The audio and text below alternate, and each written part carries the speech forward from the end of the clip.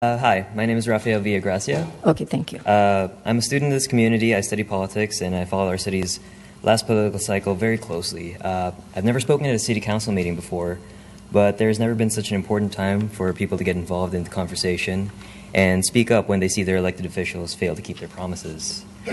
In particular, I'm talking about what's going on to the Vallco Mall now that measures C and D have both failed to pass. Regardless of how we personally feel about the use of a ballot measure to make development decisions, a huge number of Cupertino residents just voted for the plan laid forth by developers over the past few years. Every city council member here has promised to revitalize Vallco, but so far there has been little to no mention of a new plan or sign of significant action being taken by the city. Many of my friends and neighbors voted for Measure C. Many did not vote for D because we were led to believe that there was some sort of alternative or Plan B that was in the works. Councilman Scharf made such claims during his campaign process. So I would ask you, Mr. Scharf, what is your Plan B? Where have the developers gone, and what are their plans, and what is the state of conversations between them and the city? Many of my bad.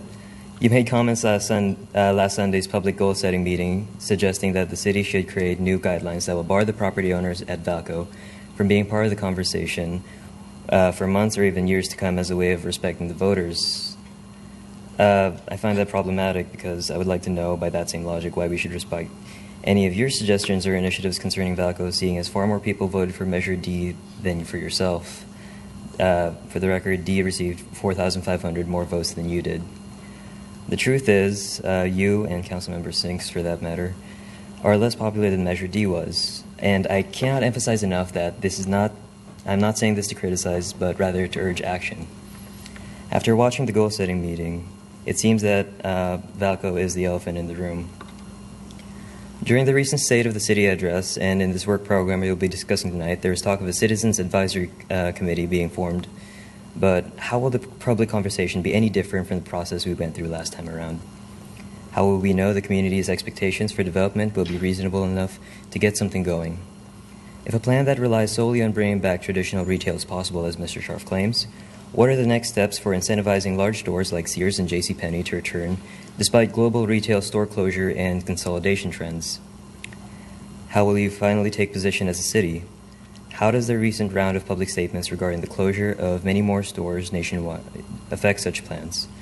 How will we be assured that such an advisory process can be done efficiently so we do not lose the opportunity that this market and this economy that has presented for a solution to the Vallco crisis for the first time in the mall's history? The last question from friends and neighbors that voted for you is this. Are you, council members, ignoring the issue because you believe it will cost you points politically? Mr. Scharf, are you trying to delay Vallco's resolution as part of some political scheme or tactic?